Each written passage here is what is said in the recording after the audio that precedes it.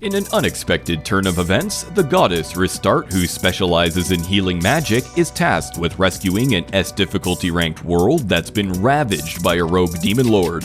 And to do so, she must summon a capable hero, as gods are forbidden from interfering with humans. Anyway, Restart feigns confidence in front of her fellow gods, but in reality, she's freaking the hell out, as even the most experienced gods struggle heavily with these types of worlds.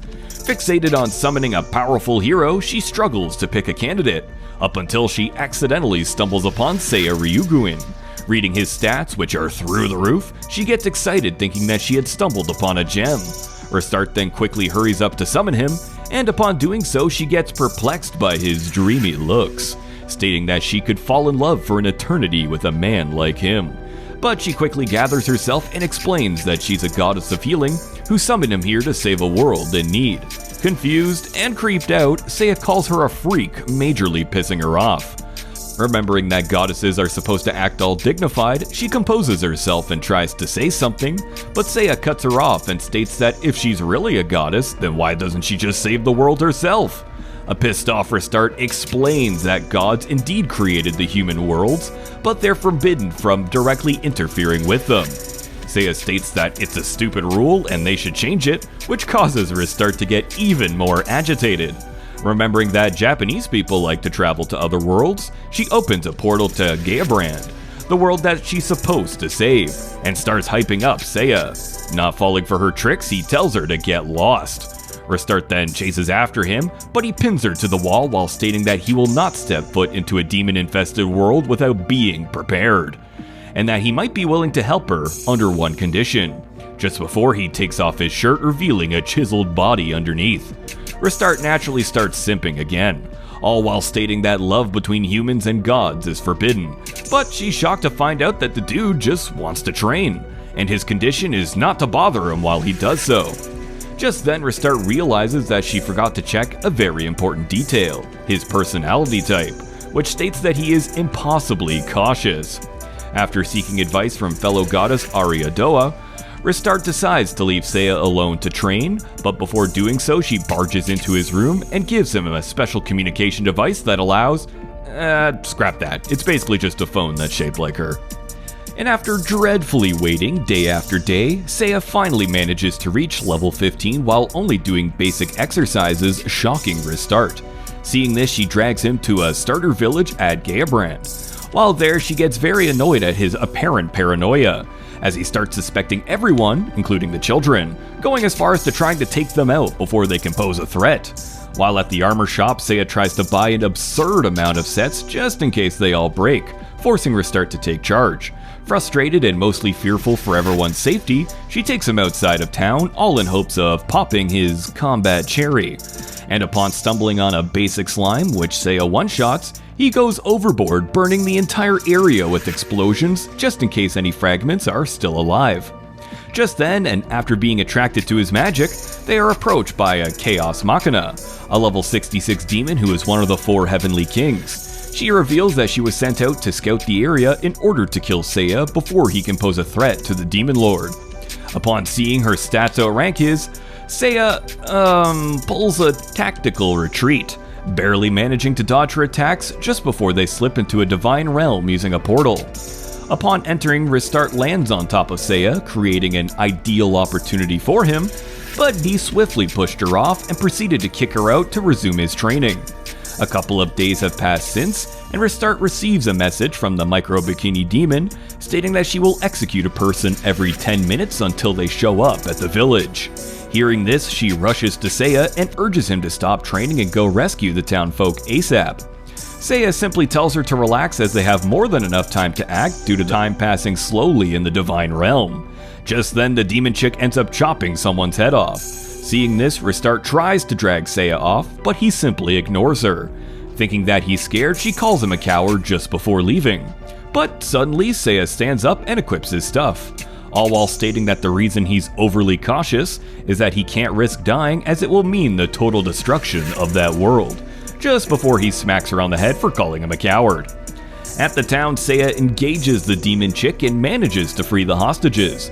Surprised by his swiftness, she checks his stats, but is then surprised to see them almost double in such a short amount of time. So to counter this, she transforms into her true demonic form and tries to attack Seiya once again. But to everyone's surprise, he simply tanks her attack. Realizing that something is fishy, Restart concludes that he's using some kind of fake-out ability. And after some heavy squinting, she manages to get a glimpse of his true stats, which are 10 times more than his current ones. Seiya then proceeds to one-shot Machina with a blazing sword, just before decimating her charred remains as he doesn't want to risk her regenerating. This also causes the entire town to burn to ashes, forcing Restart to heal the injured people. A couple of days have passed and Seiya begins to notice that his level increase has started to slow down. So he tracks down Restart, who is still complaining to Ari about him. And upon seeing him for the first time, Ari slips up for a second as she calls him fine, but she still pulls herself together and suggests he trains with a god. So Restart introduces Seiya to the divine blade god Cerseus, who tries to fool check Seiya, but unbeknown to him, this guy is a nutjob. As the days go by, Restart starts noticing that Cerseus is becoming depressed and even losing weight. On the 4th day of training, she finds Cerseus hiding as Seiya has already surpassed him, but still refuses to let him take a break. Cerseus is now so terrified that when Seiya finally catches him, he throws his sword into the ocean, all while sobbingly stating that he now hates those pointy things. But still, Seiya simply drags him away. Meanwhile, Restart learns from Ishtar that in response to Chaos Machina's death, the Demon Lord plans on sending the Demon Death March and an undead army to the town of Samuel, where there are 2 warriors Ishtar has foreseen will be their allies. Restart takes Seiya to Samuel, where they meet Mash and Alulu, 2 Dragonkin descendants, at a church, and out of pure paranoia, Seiya pours some holy water on Father Marth, who is revealed to be an undead in disguise, so Seiya chops him up without even drawing his sword. He then thoroughly destroys the body with explosions, and in the process he also destroyed the sacred church. Afterward, and especially after checking their stats, he bluntly tells Mash and Alulu to get lost as he's not interested in babysitting a couple of children. Sensing the approaching horde, Seiya prepares to battle them. Restart then tries to offer her assistance, but he immediately turned her down, stating that she's no more useful than a healing herb, just before flying away. Taking the rejection personally, she summoned a pair of wings and chases after him, but still she couldn't manage to keep up with his overwhelming speed. As she gets exhausted, Seiya approaches her and holds her hand, stating that she's acting like a princess. Thinking that he's flirting, Restart tries to shoot her shot by kissing him, but Seiya accelerates to supersonic speed, making her bits flap around. Well, upon arriving, he pulls a Madara on them and summons a giant meteorite that vaporizes the whole army. Still paranoid they will regenerate, he goes even further Madara and summons a second one and completely scorched the whole area off. Upon seeing this, Restart gets excited, thinking that defeating the Demon Lord is going to be a piece of cake. Back at the city, Seiya learns a new skill called Synthesize, so he uses it to create a powerful platinum sword using Restart's hair. Upon hearing this, she gets pissed, but he retaliates by saying since she sheds like a dying dog, it's only fair game he uses her hair. Just then, they learn from Alulu that Mash went missing after going to battle some monsters solo. And right on cue, a package arrives in the name of Seiya, who makes Restart open it just in case it explodes since she's immortal and all. And after she opens it, they find a magical mirror. It's basically a FaceTime mirror. Using it, Death Magla, aka one of the Demon Lord generals and the one responsible for the failed attack, reveals to them that he kidnapped Mash and plans on killing him to use his Dragon Kid blood to create an ultimate weapon. Just then, Mash screams out, stating that he's sorry he has caused them this much trouble and to just forget about him as it's too dangerous here.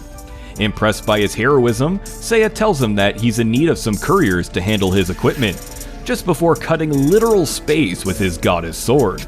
This in turn resulted in Death Magla losing his hand, which gave them enough time to travel to the Divine Realm, where they meet God, or the head god of the Divine Realm.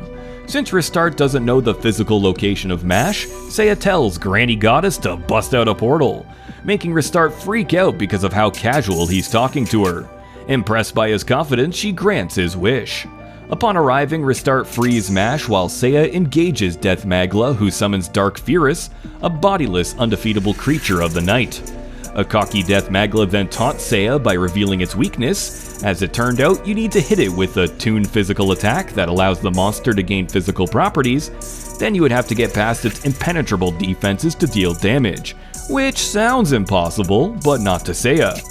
As he punishes the beast with a tuned attack, then turned it to ice using a special bracelet made from Restart's hair, he then attacks the beast using fire magic and effortlessly kills it. Just before he turns his attention to Death Magla, who starts sweating balls as Seiya is getting ready to burn him alive. Back at the city, Mash begs Seiya to be his apprentice, to which he accepts under one condition, which is to carry his stuff. Mash then offers to take Seiya to the Dragon's Den, but Seiya wants to head to the Divine Realm first. There, Seiya tracks down Cerseus, who became a cook thanks to the trauma Seiya inflicted on him. Seiya starts talking about training, which seems to give Cerseus PTSD again, but as soon as he states that he won't be training with him, Cerseus pipes up in excitement, stating that after they're done, his little muscles will have muscles of their own, while Alulu is sent to train with Hestiaka, the goddess of fire. Moments later, Restart accidentally bumps into Valkyrie, the goddess of destruction, and the strongest god in the Divine Realm. Noticing how powerful she is, Seiya calls her Jane Keeney and tells her to train him. Valkyrie gets royally pissed at his comment and was about to pick a fight, but thanks to Ariadoa interfering, she manages to smooth things out. She then arranges for him to train with Adenella, the goddess of war. After meeting her for the first time, he bluntly remarks that she disgusts him, which in turn made her laugh. After 3 days of training, Mash has tremendously improved, while Alulu's training has mostly failed due to her having no affinity for flame magic. Meanwhile, Adenella falls for Seiya, going as far to do a complete makeover in hope of seducing him. This in turn creeped Restart the hell out, stating that if he slays demon lords like he slays goddesses, they would have been done already. As the party is about to leave, Adenella sweetly asks Seiya if she can come with him, to which Seiya bluntly rejects the offer. This in turn sent her on a rampaging tantrum across the Divine Realm. When they finally arrive at the Dragon Village, they are met by Lagos, who escorts them to see Levier, the great mother of dragons. Levier shows Mash how to transform into a dragon. When Alulu asks Levier to show her how to transform as well, she tells her that her destiny is to become the mighty weapon Ixation, the only sword in the world that can slay the Demon Lord. Levier further explains that the only way the sword can be obtained is when a female dragonkin of human appearance offers her life to the pit of the abyss. When Mash protests, Levier reveals that the Demon Lord's forces control 70% of Gaebrand, and as they're speaking, countless lives are lost every single day, just before she encourages Alulu to save them from this nightmare. Alulu then turns to Seiya for guidance, who tells her that she has to do what she has to do, and that he shouldn't spell it out for her, while Restart is torn about this moral dilemma. Later that night, Levier throws a feast prior to conducting the sacred sword ceremony. Restart, Seiya, and Mash are enjoying the feast, up until some lizard kids offer them cookies that they've made. Just then, Alulu starts having second thoughts, prompting Mash to act up. And in a flash, Seiya rescues Alulu from the 2 lizard guards who are trying to throw her down, stating that her job is to carry his stuff, and not turn into some stupid sword. Mash tries to assist Seiya, but he ends up flopping to the ground, revealing that Levier had anticipated something like this might happen, so she laced the cookies they ate with a paralytic so powerful that it even works on gods. However, Seiya being the epitome of paranoia, he only pretended to eat. Explaining why the drug did not work on him, seeing no other way, Levier transforms into a dragon and confronts Seiya, who casually pulls out a dragon-slaying sword, revealing that he had crafted it using 100 of Rista's hairs, prompting her to freak out. Levier then activates her ultimate defense skill, turning into a golden dragon, and then places a curse on Alulu, stating that she has 5 minutes to live and that the pit only needs her flesh and blood. Seiya gives her one last warning just before he pulls out a second Dragon Slayer and starts repeatedly slashing at her. At first it appears that she is winning until she notices that she's about to fall into the abyss. Seeing this, she surrenders just before she tries to backstab Seiya and fly away. But to her shock, Seiya had been targeting her wings the whole time.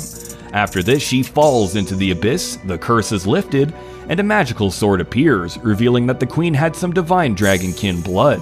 Seiya reassures everyone that this is what the queen wanted and to not worry, as he promises he will defeat the Demon Lord. Once the party leaves the village, Seiya admits to Restart that the sword he acquired is not the Exation, but a mere replica using synthesis. On the way out, they are confronted by a group of knights. Well, that's all for today, boys and girls. Make sure to subscribe as part 2 will be coming out shortly. But in the meantime, check out our videos on screen.